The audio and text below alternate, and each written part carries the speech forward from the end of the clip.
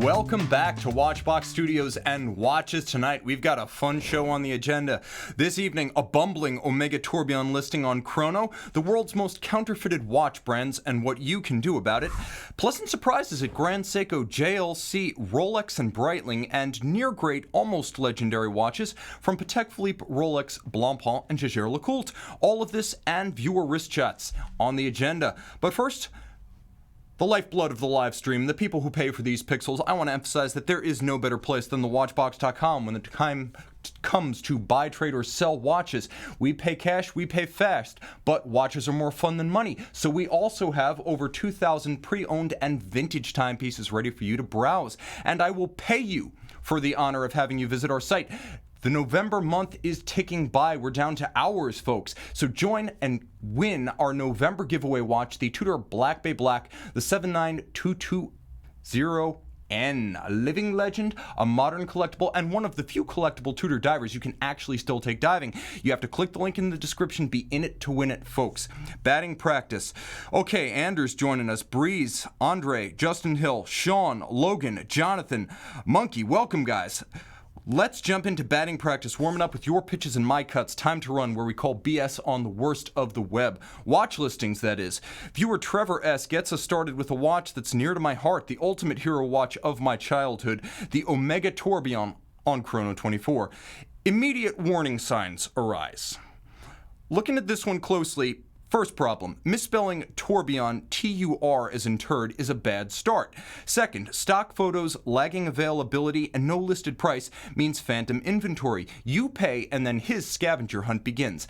Again, $156,000 watch does not inspire confidence.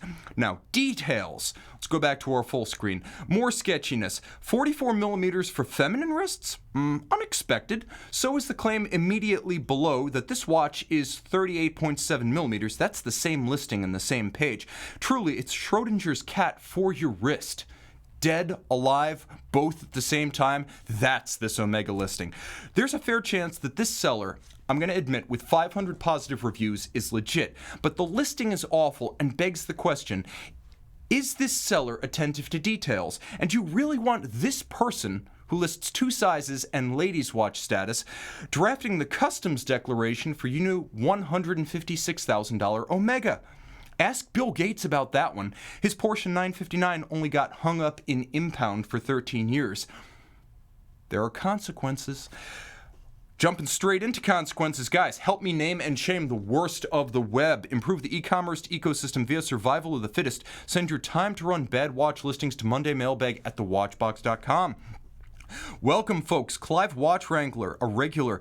I could see Darth, 5-year, pilot style, McLaren, and watch issues all join in the fray. Before we jump headlong into questions, a moment of shameless self-promotion.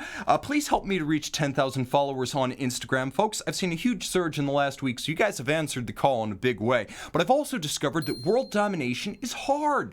So the Instagram page is becoming my short-form video outpost on the web. I take a lot of the coolest stuff that maybe isn't commercially viable on the reviews channel, and I post it to Instagram. That's where you're going to see the real exotics. And you'll love them as 60-second start-to-finish bursts that you can get in while the supervisor's walking around between the cubicles. Finally, Josep Y asks and gets us started on questions. What are the most counterfeited brands and why? That's a great question. Counterfeiting is a big industry. Only a fraction of the roughly $1/2 trillion annual counterfeit goods market is intercepted and consigned to destruction. Oftentimes, Swiss watch brands like to make a big show globally of destroying intercepted counterfeit inventory. But let's face it, most of it makes it to market. Let's get the obvious and potentially least sinister answer out of the way. Rolex. Obviously Rolex. Now that Yacht Master 2 albino right there just happens to be one of my favorites, so I threw it in there. It's an interesting watch, but it's hardly representative of the kind of counterfeit you'll see of Rolex timepieces. I would say that the most likely and most frequently counterfeited watch in the world is probably some kind of Rolex Datejust. 3 hands and a date in multiple sizes, principally in steel. The reasons are clear. Rolex is the only name in watches that transcends the industry. Out in the barren wastes of the distant, undeveloped world, they have Yankee hats, Coca-Cola, and probably counterfeit Rolex. So, Moreover, Rolex watches are outwardly quite simple. There are no perpetual calendars in general, or split seconds, or display casebacks to complicate the duplication process. And finally, I believe that most people, this is why I say counterfeit Rolex is often the least sinister of counterfeits, because I think most people who buy a counterfeit Rolex know what they're getting. Most folks understand that fashion is what they want and fashion is what they get for $35 on Chambers Street. And are you just that good a negotiator? Or does it have something to do with the fact that your authorized dealer is leasing floor space over a subway vent? Most people know they're buying a counterfeit Rolex. So the real problem and the real danger is going to be something like a Franken watch, where it's 100% Rolex, but it's not a legitimate watch. A cow and a hamburger are technically the same material, but a cow doesn't want to be a hamburger, and you don't want to eat a cow. So I would say this is the worst kind of posing, buying the $35 counterfeit Rolex. A $70 Swatch Blue Rebel has integrity. It's comfortable with what it is, and it does it honestly. So please buy that instead, and leave counterfeit Rolex to people with irrational insecurities and craving for instant illegitimate status. Next, likely Cartier. It doesn't evoke the immediate watch associations of Rolex. It's a more general luxury brand. But it has a similar cultural currency as a synonym for mainstream luxury. For this reason, Cartier watches often are counterfeited for the same reason as Cartier accessories and jewelry. There's a pure fashion market for this stuff. And on this basis, I refer you to the $35 Rolex. And because Cartier watches are simple, and many Cartier watches, especially ladies' watches, are quartz, the most pernicious type of counterfeiting to actually deceive the buyer can occur here. That brings us to another key point. A huge percentage of counterfeit Cartier is ladies' watches. So if you're buying these as a gift or for yourself, take particular care and buy from a reputable source. So, purely within the watch brand, watch fan space, now we're talking about more specialized brands, not the gen pop fashion fakes, I would say that I've seen the most attempts made at counterfeiting Breitling, Hublot, Panerai, and Audemars Piguet. And when it's Audemars Piguet, it's almost exclusively some sort of Royal Oak and almost always some sort of closed caseback offshore. Open casebacks on Panerai are no guarantee of authenticity. On a Patek Philippe, this is a giveaway. But on a Panerai, machine shops have gotten good enough at counterfeiting the look as well as the mechanism that you can't simply eyeball it. I'll also say that with Breitling, this is a brand that's often targeted because it has a huge number of fairly simple steel watches with closed casebacks, and because of the big three ETA calibers, 6497, 2824, let's go with big four. 2824, 2892, 6497, and 7750. Breitling uses a lot of those, and those are all duplicated by machine shops that have long since tooled up to make them convincingly. So here's how to protect yourself. Buy any watch billed as new exclusively through an authorized dealer. This is how you completely avoid counterfeits when buying a new watch. A watch that is listed by a secondary market seller on Chrono or eBay as new is like new. It's a watch that looks like new, but if it were a car, if we had titles for watches, there would be 3 names on that title by the time it got to you: the original dealer, the secondary seller, and you. So buy a new watch through authorized dealers. That'll cut the counterfeits out. So when buying a pre-owned watch, buy from established dealers who have more than 15 minutes of history. This is one of the few cases where I can say recommending the Watchbox isn't just shameless self-promotion. When talking counterfeit busting, because I am part of the process, I will attest to these guys being the best in the business. Mike Michaels and his team know their stuff, and so do I. And I would put my ability to bust a counterfeit up against just about anyone's. I will say this, though. There are many good pre-owned sellers. European is good, Crown and Caliber does their homework, Rostovsky is best of the best. I'm not slating any of those guys. Buy from a good pre-owned seller if you're going to do that. Dinesh V. with our next question. What unexpected surprises have you found in the mainstream brands like Rolex, Breitling, Swatch, and Richemont brands? Is there more than meets the eye when shopping these lines? Yes, actually, that's a good question. There's quite a bit more than meets the eye. First, let's start with some brands that I consider to be mainstream, so 10,000 watches a year or more. Compared to FP Journe and Dufour, that is mainstream. Omega, the Tourbillon. Let's just state it right out, because it's so different. It's insane that Omega does this. Breitling had a tourbillon. It was made entirely by Audemars Piguet Renoir Papier. Breitling had nothing to do with it. Tag Heuer has a tourbillon. It's not a high horology tourbillon. It's an industrially finished thing. There's a reason Omega's costs 10 times as much, and Rolex has no equivalent. Plus, next year is the 25th anniversary of the Omega tourbillon, well, the central tourbillon anyway, and I'm looking forward to seeing what they do. Just, Omega, please, don't dovetail the Moonwatch 50th anniversary and the tourbillon anniversary. Keep those things separate, please.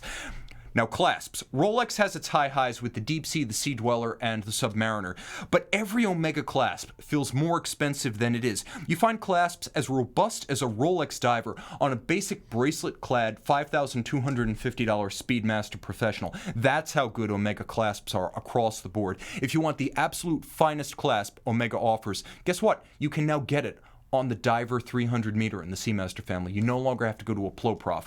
Omega doing clasps right. Rolex. The biggest surprise I found? Color, and just how much there is. There's the Deep Blue with its green and its blue. There's the, well, a shocking amount of color on the Milgauss Z Blue. You get orange, you get green, you get electric blue. The more you look, the more you find. You have red grape, you have white wine, you have dark rhodium with cyan accents. That is the surprise at Rolex. What a sense of humor and a sense of levity they have in their use of color. Proof that Rolex can crack a smile. Breitling, straps, across the board that feel fit for $50,000 watches. You pick up a $7,000 Breitling and it's got a strap that looks worthy of a Patek Philippe Grand Complication. You get alligator where you expect calf. You get thick cut where you expect thin. And you get a level of quality in the hand that eyes closed would never lead you to guess you're looking at a sub $10,000 watch. Plus, Breitling bezels with the rider tabs, the chimney buffers, and the captured bezel technology, they could double as brass knuckles, so I'm throwing those in there too. Jaeger LeCoultre, service costs. On my Amvox 2, an articulated case chronograph with a lockout lever and a 280-part movement with over 300 total moving parts. For a full refinishing and service, I paid $910. Most brands are going to charge you that for 3 hands and a date. JLC, you continue to impress. My perpetual calendar automatic winding alarm was $1,700. That's about the price of servicing an automatic 3-hand watch with Audemars Piguet. And when I sent a watch into Audemars Piguet with water damage back in the old Watch You Want company, we got a client Royal Oak Chrono with water damage. It went back to AP, came back with a $10,000 bill. Jaeger LeCoultre serviced a water-damaged minute repeater that needed movement part replacement for $4,000. That's a minute repeater. JLC, your service costs surprise and impress me. Finally, Grand Seiko. Grand Seiko impresses with its dials. 6, 7, 8, 10, 12 steps in the fabrication. Lacquer, galvanizing, stamping, engraving, and the dial furniture, the hour indices, the hands, the logos. Everything on a Grand Seiko dial feels like it belongs on a Crador Grand Seiko dial. And I'll say that along with case finish, spring drive, the dials are one area in which Grand Seiko has caught and passed the Swiss standard of Rolex. Viewer wrist shots. Jumping in with one of our friends from South Africa, down on the Horn. Josh B. of South Africa hangs 10, or 1259 precisely, with his Casio DW5750E in Jeffreys Bay. Keith C. follows up from last week's promised visit to Watchbox Hong Kong. We've got a lounge. We've got a cave. Guys, show up, hang out, spend some time, dine on us, meet Zoe, meet Josh, meet my friends there. It is designed to be accommodating. Even if you walk out with nothing more than a smile, they're happy to have you. George S. proves that any day and date at the office can be fun with Hamilton close at hand, nicely staged. I like the blue and the green in contrast. And Chris M. of DC rocks blue jeans and a green Submariner in this weekend shot. Also quite nicely composed. I enjoy the depth of field in that one. Send your wrist shots to mondaymailbag@thewatchbox.com to see your analog on this digital. Primary feature this evening, near greats. All right, in any sphere, greatness, true greatness, should be rare and rarely accorded. For every Kirk Douglas, there's a Michael Douglas. The near great, the almost a legend. And it's no disrespect to acknowledge that the near greats live somewhat in the shadow of the true all-timers. Near great is still awesome, and you could do a lot worse. How much worse? Well, for every Martin Sheen, there's an Emilio Estevez. Mighty Ducks 4. It's going to happen any day now. I'm feeling it. There's a script. It's working its way through. I'm feeling it. It's going to happen for you, Emilio. But in the meantime, tonight we celebrate the near greats in all of their 9 out of 10 glory, like a classically tragic Japanese manga hero. These are the contenders made glorious by effort and sentiment, not ultimate conquest. JLC LeCoultre Reverso. Yes, I said JLC LeCoultre Reverso. Near great. Launched in 1931, it's the backbone of JLC LeCoultre and truly an icon of its brand, and one that falls just short of true industry icon status.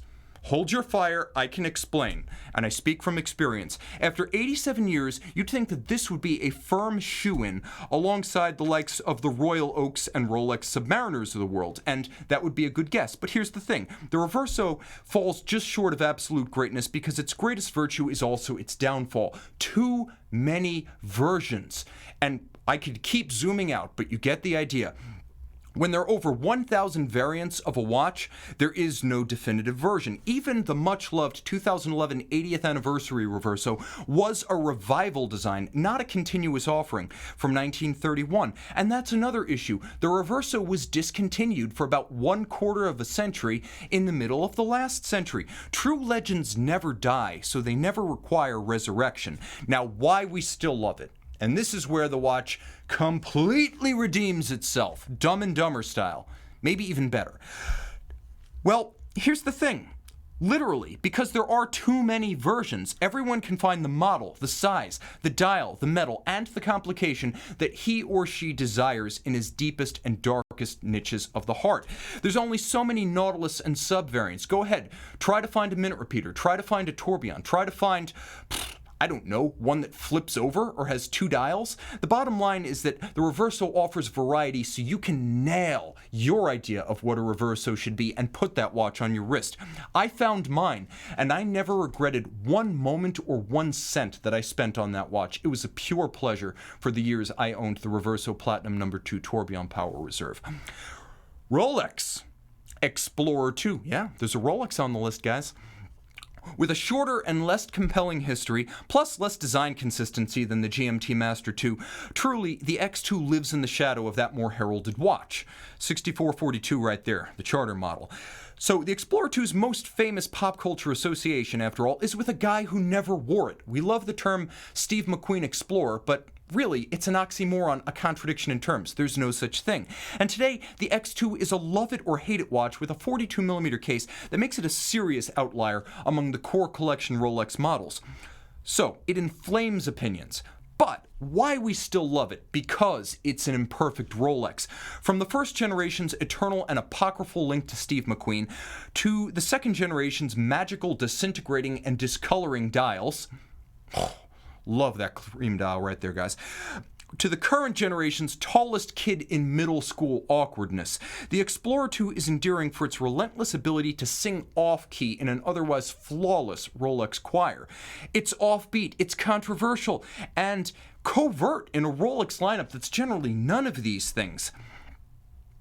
It's a self-winding dual-time The Little Engine That Could, a book I loved in my childhood, and the ultimate rarity among Rolex models, a lovable underdog. That's the Explorer II. The Patek Philippe Aquanaut. Yeah, Patek's on the list. And the Aquanaut. This is an easy one.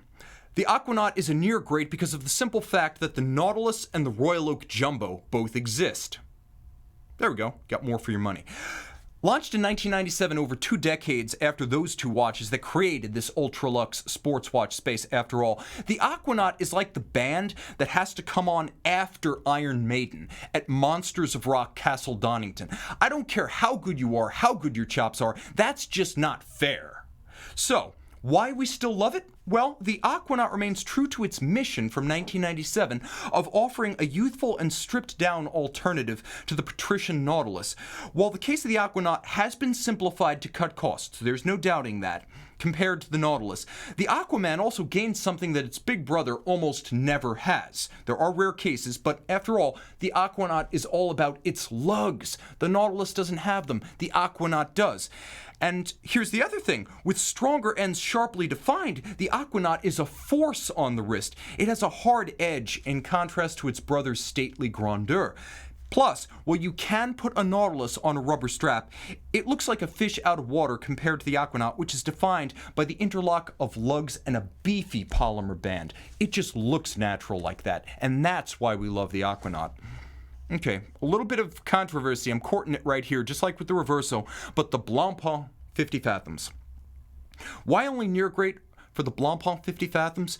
Because, like the Reverso, this watch was dead for decades between the 1970s and 1998. Also, like the Reverso, the 50 Fathoms legend has been pegged back by a brand that's too dependent on it and endlessly iterates the line. That dilutes, there's no question. It does. Not only is there no core model from 1998 to the present, there's a million of them, but the 50 Fathoms has always been that way since the beginning. Go back to the 1950s, 60s, and 70s, and you'll find endless variations of this watch in everything from 35mm to over 40 for men and for women. This is before modern Blancpain they were doing this. Now, why we still love it? Because in 1953, this one beat the Rolex Submariner to market by a few weeks to lay lasting claim as the model that established the modern form of a dive watch. And that is one heck of a hook on which to hang your hat. Real history: it was conceived to satisfy a French military contract and actually shepherded through the design process by the French military special forces personnel who originally issued the contract on behalf of the military. Furthermore, the 50 is more than legit because later on, the U.S. Navy adopted it in several iterations for service issue. The legend only grows for this powerhouse brand.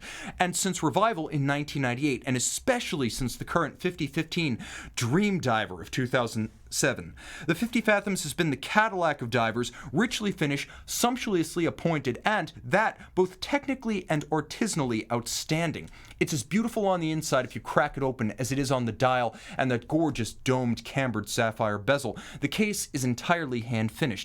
It's almost too rich to take diving, but take it from the wrist in the photo. Take it from the wrist in the photo because I speak from both first-hand experience and watch lust. This is the only sports watch with the range of historical legitimacy and technical talents and Hilux pedigree to do battle with the Rolex Submariner with one hand and the Audemars Piguet Royal Oak Offshore with the other hand simultaneously. The 50 Fathoms may be a near great, but it's got muscle. That concludes today's review of the near greats of the watch world. To be sure, it's good to be compared to either Kirk Douglas or Michael Douglas. Both are superb. Both would be an honor. And to complete our degrees of separation game, the Kevin Bacon thing for the night, there are far worse things too than to be the Emilio Estevez of the watch world. Just ask his brother. And that's probably a set of watches and a topic for another day. Did somebody say Hublot? Viewer wrist shots. Warning, automotive content ahead. Watches and wheels. Jordan O gets us rolling with his Aston DB11 and Patek 5164A, the travel time Aquanaut, rocking it on the road. Jeremy C hits the road with his Porsche 911 and his Rolex Sub LV early build for the Sub LV Kermit right there. Jimmy H takes the wheels off-road with a no-date Sub, beefy strap, Desert Dust, and Polaris Razor, and he is out on desert tracks, pre-running the desert right there. I love it. JC and his F. Peugeot Elegant 48 light up the night behind the wheel of a Mini Cooper S. Send your wrist shots to mondaymailbag@thewatchbox.com to see your analog on my digital. Thank you so much, guys. And remember, you got to be in it to win it. Our November giveaway watch, the Tudor Black Rose, the Heritage Black Babe Black 79220, and we're giving it away. But November is down to a few hours remaining, and you've got to enter. You can also put your hand on the scale and weight your chance of winning by participating in our social media. And once more, shameless self-plug, Tim_Mosso on Instagram. Do it. Do it tonight. Make me happy. I'll appreciate it, and you'd be doing me a favor. Thank you so much. Thank you to Claudio for joining in the chat, for Jason for joining in the chat, all of you who enlivened the broadcast. You give me the best job in the world. Thanks to you, thanks to my crew. Time out, Tim out.